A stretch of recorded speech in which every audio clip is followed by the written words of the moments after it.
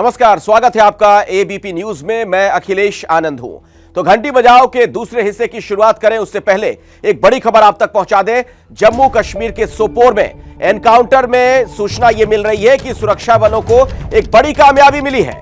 सुरक्षा बलों ने मुठभेड़ में लश्कर-ए-तैयबा से जुड़े एक पाकिस्तानी आतंकी को मार गिराया है। इसके पास से हथियार और गोला बारूद भी बरामद हुआ। अब तक की सूचना के मुताबिक एनकाउंटर के दौरान 2 और पाकिस्तानी आतंकी और एक स्थानीय दहशतगर्द घेराबंदी से बचकर सागीपोरा के जंगलों में भाग निकले हैं। फिलहाल उन्हें भी तलाशा जा रहा है। मारे गए आतंकी के लश्कर से जुड़े होने का दावा किया गया, तो एक बड़ी कामयाबी सुरक्षा बलों के लिए। हालांकि 3 आतंकी फरार भी हो गए। हमारे साथ आसिफ कुरैशी हमारे सहयोगी जुड़ गए इस खबर पर अधिक जानकारी के साथ। आसिफ, क्या पता चल पा रहा है आतंकियों को लेकर? अखिलेश, देखिए, पुलिस की तरफ से इस बात की अब पुष्टि कर दी गई है कि एक मिलिटेंट को इसमें मार गिराया गया है। इसके बारे में बताया गया है कि इसका नाम अबू हंजला है और ये पाकिस्तानी है। लश्कर-ए-तैयबा से जुड़े हुए 3 अन्य मिलिटेंट्स के कॉर्डन से भागने की खबर है, जिनमें से 2 विदेशी और एक स्थानीय है। पुलिस का कहना है कि खुफिया जानकारी के आधार पर ही इस ऑपरेशन को आज शाम शुरू किया गया था और जो एक मुठभेड़ में बदल गया है। लेकिन अभी तक केवल एक ही मिलिटेंट को सुरक्षा बल मार गिराने में कामयाब हो गए हैं, जबकि 3 अन्य जो भागने में कामयाब हो गए हैं, उनके खिलाफ तलाशी अभियान चलाया जा रहा है। उनके कुछ नाम वगैरह के बारे में भी जानकारी मिली है, अगर कुछ आप आसिफ बताना चाहे, डिटेल में जानकारी दे सके। अखिलेश, देखिए, एक मिलिटेंट के बारे में पुलिस की तरफ से जो जानकारी बोली गई है उसमें कहा गया है कि इसका नाम अबू हंजला है और ये लश्कर-ए-तैयबा से जुड़ा हुआ था। इसके अलावा ज्यादा जानकारी नहीं दी जा रही है, क्योंकि जो 2 अन्य विदेशी और एक स्थानीय मिलिटेंट है उसके बारे में कोई भी जानकारी साझा नहीं की जा रही है। लेकिन पुलिस का ये कहना है कि कम से कम 3 मिलिटेंट इस कॉर्डन को तोड़ने में कामयाब रहे, जिसके वजह से इस कॉर्डन को यहीं पे रखा गया है और तलाशी अभियान चलाया जा रहा है ताकि उनको भी। चलिए, शुक्रिया आसिफ कुरैशी इस जानकारी के लिए। और अब हम बात कर रहे हैं महाराष्ट्र में कोरोना रिटर्न्स की और मायानगरी पर मंडराते संकट की। कोरोना के केस में मुंबई समेत महाराष्ट्र के कई जिलों में अचानक बढ़ने लगे और ऐसे में राज्य में लॉकडाउन की बात तो नहीं हो रही फिलहाल, लेकिन मास्क की वापसी जरूर हो सकती है। साथ ही कोरोना की रोकथाम के लिए कड़े कदम उठाए जा सकते हैं। कोरोना का असर बॉलीवुड पर भी भारी पड़ता दिखाई दे रहा है, लेकिन उसकी बात करेंगे हम आगे। फिलहाल देख लेते हैं महाराष्ट्र में कोरोना का ये अपडेट।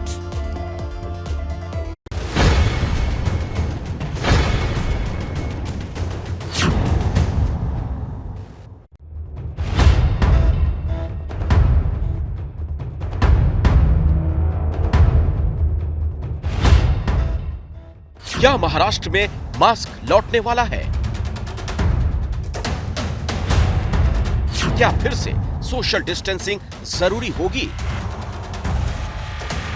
क्या फिर से कतार में लगकर खरीदना होगा सामान?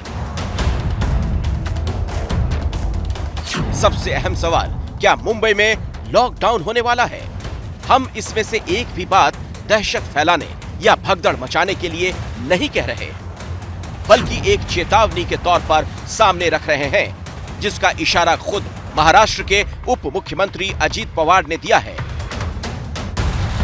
अजीत पवार का कहना है कि मुंबई समेत महाराष्ट्र में कोरोना के बढ़ते केसेस को देखते हुए सरकार मास्क पहनना जरूरी कर सकती है।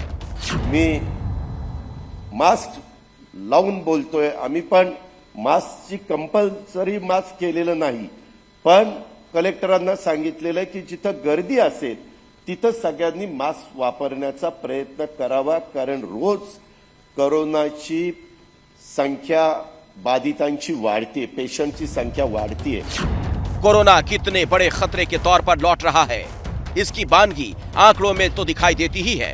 साथ ही महाराष्ट्र के मुख्यमंत्री उद्धव ठाकरे जिस तरह इस खतरे के मद्देनजर बैठक पर बैठक कर रहे हैं, उससे भी जाहिर हो रहा है। हालांकि स्वास्थ्य मंत्री कह रहे हैं कि फिलहाल किसी तरह की रोक लगाने का इरादा नहीं, लेकिन मामले पर पैनी नजर रखी जा रही है। कभी भी पाबंदी लगाई जा सकती है। पॉजिटिविटी रेट बढ़ रहा है, 6 जिलों में बढ़ रहा है। मुंबई है, पुणे है, ठाणे है, पालघर है, रायगढ़ है। ज़्यादा टेस्टिंग होने की ज़रूरत है और यह टेस्टिंग के माध्यम से अभी जो आज पॉजिटिविटी रेट है वो रेंजिंग फ्रॉम 3 to 6-7%, 8% तक पॉजिटिविटी रेट निश्चित तौर पर है। मास्क के बारे में इन जिलों में ज़्यादा कर तो बहुत ज़्यादा स्ट्रिक्टली इसका इम्प्लीमेंटेशन होना चाहिए, ऐसा भी चर्चा हुई है। 1 से 4 जून 2022 4,618 संक्रमित, मई 2022 9,185 संक्रमित, फरवरी 2022 9,882 संक्रमित। इस साल फरवरी महीने में कोरोना के मामले लगातार घटते जा रहे थे, जिसके बाद सरकार ने फैसला किया कि शराब की होम डिलीवरी का जो फैसला सरकार ने लिया था उस पर रोक लगा दी। दरअसल कोरोना काल में शराब की दुकानों के बाहर शराब के शौकीनों की ज़बरदस्त भीड़ देखने को मिल रही थी और कोरोना कहीं फैल ना जाए, इसलिए सरकार ने ये ध्यान में रखते हुए होम डिलीवरी का फैसला किया, जिसे फिलहाल सरकार ने इस पर रोक लगा दी है। लेकिन फिर एक बार कोरोना जो है वो लगातार अपने पैर पसार रहा है। ऐसे में जो शराब के शौकीन है उनकी निगाहें इस ओर टिकी हुई है कि अब राज्य सरकार क्या फैसला लेती है। कोरोना के दौरान जिस तरह फिल्मी पार्टियों पर लगाम लगी थी, कोरोना के मामले कम होने के बाद वो वापस धड़ल्ले से शुरू हो चुकी हैं। और ऐसी ही एक पार्टी जिसमें शाहरुख खान समेत फिल्मी दुनिया के बड़े सितारे शामिल हुए थे, उनमें कोरोना संक्रमण फैलने की खबरें आ रही हैं। अगर कोरोना की यह लहर आती है तो मुंबई में यह कोरोना की चौथी लहर होगी। पहली और दूसरी लहर जितनी खतरनाक और जानलेवा साबित हुई थी, तीसरी लहर उतनी खतरनाक नहीं रही, क्योंकि लोगों को लगी वैक्सीन असरदार साबित हुई। लेकिन चौथी लहर का रुख क्या होगा ये अब तक कोई नहीं जानता। इसीलिए कोरोना से निपटने का आज भी सही रास्ता सावधानी और बचाव ही है।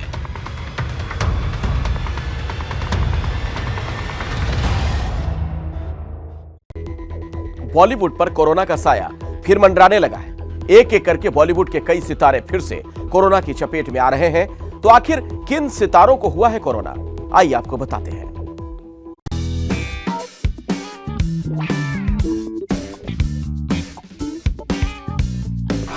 बॉलीवुड एक बार फिर से कोरोना की चपेट में आता दिख रहा है। बॉलीवुड के बादशाह खान भी कोविड की चपेट में आ गए हैं। कैटरीना कैफ भी कोरोना की चपेट में दोबारा आ चुकी हैं। वहीं 150 करोड़ के क्लब में शामिल हुई फिल्म भूल भुलैया 2 के लीड स्टार कार्तिक आर्यन भी कोरोना से संक्रमित हो चुके हैं। और तो और फिल्म ओम से तहलका मचाने को तैयार आदित्य रॉय कपूर भी कोविड पॉजिटिव पाए गए हैं। बॉलीवुड में कोविड के शिकार बनने वालों में सबसे ताजा नाम है शाहरुख खान का। शाहरुख खान की करीबी माने जाने वाली बंगाल की मुख्यमंत्री ममता बनर्जी के एक ट्वीट के अनुसार शाहरुख खान भी कोविड पॉजिटिव पाए गए हैं। सीएम ममता बनर्जी ने ट्वीट में शाहरुख के जल्द से जल्द ठीक होने की कामना भी की है। हालांकि किंग खान के कोविड पॉजिटिव पाए जाने को लेकर कोई आधिकारिक बयान अभी सामने नहीं आया है। कहा जा रहा है कि शाहरुख के 9 साल के बेटे अब्राम भी कोरोना के शिकार हो गए हैं, लेकिन इस खबर की भी पुष्टि अभी तक नहीं हुई है। शाहरुख के अलावा कोरोना का शिकार होने वालों में जो सबसे बड़ा नाम सामने आया है वो है कैटरीना कैफ का। खबर है कि शनिवार को खत्म हुए आईफा समारोह में अवार्ड लेने पहुंचे विकी कौशल का साथ देने के लिए कैटरीना भी अबू धाबी पहुंचने वाली थी, लेकिन कोरोना होने के कारण वो विकी के साथ अबू धाबी नहीं जा सकी। वैसे ये पहला मौका नहीं है जब कैटरीना कैफ कोरोना की चपेट में आई हो। 2021 में भी कैटरीना कैफ कोरोना पॉजिटिव हो गई थी।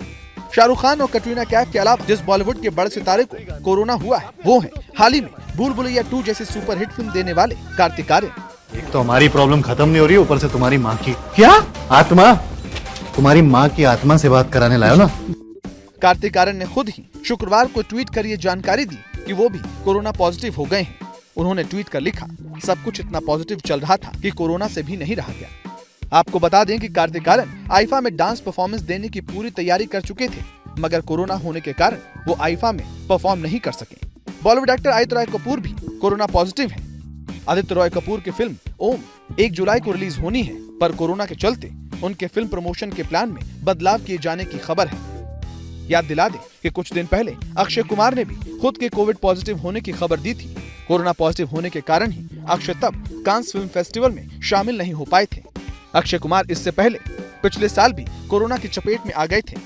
देखा जाए तो महाराष्ट्र में तेजी से पैर पसार रहा कोरोना धीरे धीरे कई बॉलीवुड सितारों को अपनी चपेट में ले रहा है। बी टाउन में तो खबर ये भी वायरल हो गई कि करण की 50th बर्थडे पार्टी में पहुंचे कई सेलेब्स कोरोना की चपेट में आए। हालांकि बीएमसी के एक अधिकारी ने एबीपी न्यूज को बताया है कि ये कहना गलत है कि 25 मई को हुई करण जौहर की पार्टी में शामिल होने के बाद कई मेहमान कोरोना पॉजिटिव हुए, पर ये तो साफ है कि बॉलीवुड पर कोरोना का कहर बढ़ रहा है और इसी तरह मामले बढ़ते रहे तो इसका असर आने वाली फिल्मों की रिलीज और बॉलीवुड के कारोबार पर फिर पड़ सकता है। उम्मीद करते हैं बॉलीवुड इसे लेकर कोई प्लान जरूर जल्दी ही बना लेगा ताकि और भी बड़े सितारे कोरोना की चपेट में न आने पाए। मुंबई से रवि जैन की रिपोर्ट।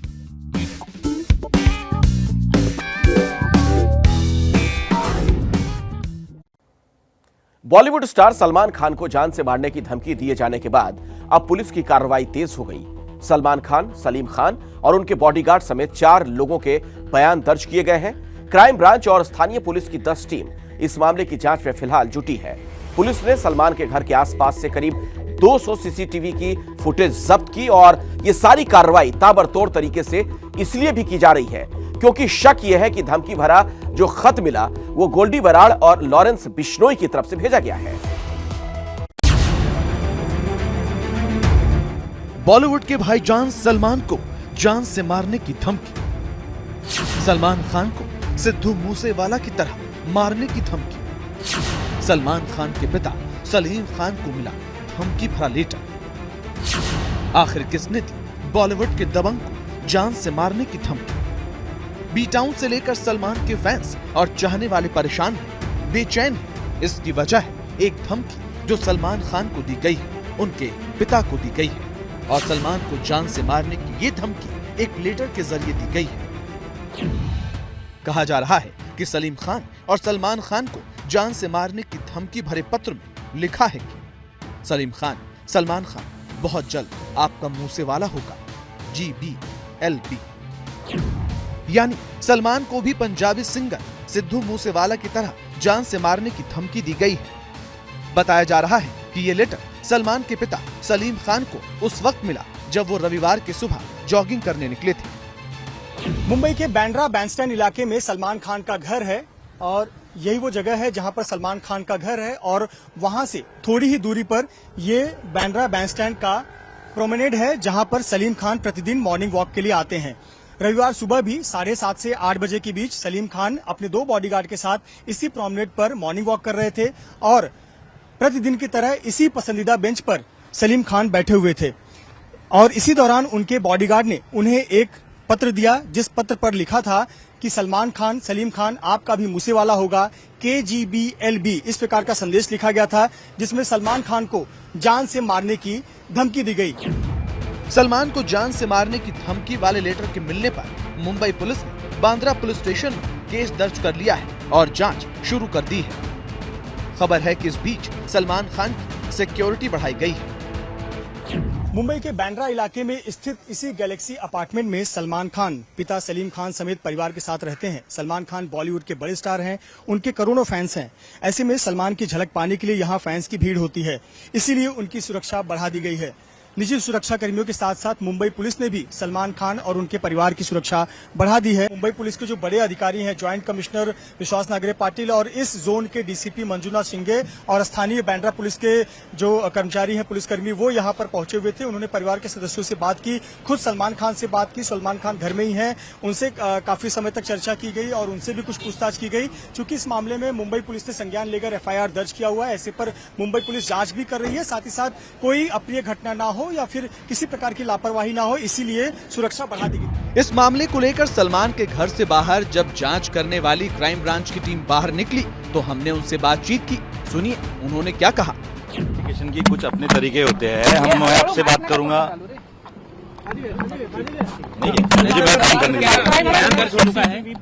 मुझे बेसिक इन्फॉर्मेशन तो लेने दीजिए खुद को, मुझे फिर मैं बात करता हूँ। हाल ही में मशहूर पंजाबी सिंगर सिद्धू मूसेवाला की हत्या के बाद से ही सलमान खान काफी चर्चा में है। अब ये जान लीजिए कि सिद्धू मूसेवाला की हत्या के बाद से सलमान खान का नाम चर्चा में आखिर क्यों है। आखिर सिद्धू मूसेवाला के कत्ल से बॉलीवुड के भाईजान का क्या कनेक्शन है। आपको बता दें, सिद्धू मूसेवाला की हत्या की जिम्मेदारी 2 लोगों ने ली है। पहला गैंगस्टर गोल्डी बराड़ और दूसरा है गैंगस्टर लॉरेंस बिश्नोई। दरअसल सलमान खान का नाम चर्चा में आने के पीछे वजह है गैंगस्टर लॉरेंस बिश्नोई। ये वही गैंगस्टर लॉरेंस बिश्नोई है जिसने साल 2018 में बॉलीवुड एक्टर सलमान खान को जान से मारने की धमकी दी थी। लॉरेंस बिश्नोई ने 2018 में एक अदालत के बाहर कहा था, हम सलमान खान को मार देंगे। इतना ही नहीं, गैंगस्टर बिश्नोई ने ये भी कहा था कि एक बार जब हम कार्रवाई करेंगे तो सभी को पता चल जाएगा। तो जब हम करेंगे तो पता लग ही जाएगा। सलमान खान का करेंगे, मारेंगे ही जाएंगे, जोधपुर में मारेंगे तो पता लग जाएगा इनको। गैंगस्टर की धमकी के बाद उस वक्त सलमान खान की सिक्योरिटी बढ़ाई गई थी। चौंकाने वाली बात ये थी, 2020 में जब गैंगस्टर बिश्नोई का एक करीबी सहयोगी गिरफ्तार किया गया था तो उसने भी पुलिस की पूछताछ में सलमान खान की हत्या की प्लानिंग की बात कबूल की थी। दरअसल बिश्नोई समुदाय काला हिरण को पवित्र प्राणी मानता है और सलमान खान का नाम काला हिरण शिकार मामले से जुड़ा है। ऐसे में सिद्धू मूसेवाला हत्याकांड में लॉरेंस बिश्नोई का नाम सामने आने के बाद फिर से सलमान खान का वो पुराना मामला भी सबके जहन में फिर से आ गया है। जब काला हिरण शिकार मामले में सलमान का नाम आने के बाद वो लॉरेंस बिश्नोई के निशाने पर आ गए थे। अब जब गैंगस्टर लॉरेंस बिश्नोई और गोल्डी बरार ने खुलेआम सिद्धू मूसेवाला की हत्या की जिम्मेदारी ली है और सलमान खान को जान से मारने की धमकी भरा एक लेटर भी मिल चुका है, तो ऐसे में पुलिस ने मामला दर्ज कर लिया है। और साथ ही खबरों की माने तो इस सिलसिले में लॉरेंस बिश्नोई से भी पूछताछ की गई है। हालांकि पूछताछ में गैंगस्टर ने क्या कहा है इसकी जानकारी अभी नहीं मिली है। पर सलमान खान के पिता सलीम खान को मिला धमकी भरा पत्र किसने लिखा है ये बात अभी सामने नहीं आई है। पर पुलिस को संदेह है कि लेटर में लिखे जीबी का मतलब गोल्डी बरार और एलबी का मतलब लॉरेंस बिश्नोई हो सकता है। पर ये लेटर हकीकत में बरार बिश्नोई गैंग द्वारा दिया गया है या फिर ये किसी की शरारत है, इस एंगल से भी जांच हो रही है। पर ऐसे में जब किसी ने सामने से आकर इस खत की जिम्मेदारी नहीं ली है, इसलिए बताया जा रहा है कि पुलिस ने मामला अज्ञात के खिलाफ दर्ज कर जांच शुरू की है। ऐसे में अब पुलिस जांच से ही ये साफ हो पाएगा कि इस खत का कनेक्शन क्या गैंगस्टर गोल्डी बरार या लॉरेंस बिश्नोई से है भी या नहीं। पर इतना जरूर है कि सलमान को जान से मारने की धमकी वाले लेटर ने सलमान के फैंस और चाहने वालों को थोड़ा परेशान जरूर कर दिया है। पर सलमान के फैंस से उलट सलमान के पिता सलीम खान ने एबीपी न्यूज से कहा है कि कोई चिंता नहीं है। वहीं सलमान खान के परिवार के करीबी जफर सरेशवाला से भी हमने बातचीत करके जाना कि मामले को लेकर उनका क्या कहना है और खान परिवार का इस लेटर पर क्या रिएक्शन रहा। सलीम साहब तो वो लोगों में से नहीं है कि वो इस तरह से डरेंगे, यानी पहले भी कई लोगों ने उनको धमकियां भी दी है, सब दिए। देखो आराम से आए, वो अपनी हिफाजत का जो काम है वो करते ही हैं और फिर पुलिस जो है वो अपना करेगी जो भी है उसको। खान परिवार के करीब जफर सरेशवाला की इस बात से सलमान के फैंस को थोड़ी राहत जरूर मिली होगी कि खान परिवार ऐसे खत से डरने वाला नहीं है और उन्होंने पहले ही इसे लेकर सारे इंतजाम भी कर लिए हैं। पर सलमान के फैंस को पुलिस की जांच रिपोर्ट का इंतजार जरूर रहेगा ताकि खत लिखने वाले का नाम सामने आ सके और ये पता चल सके कि उनके भाईजान को धमकाने की हिम्मत किसने की।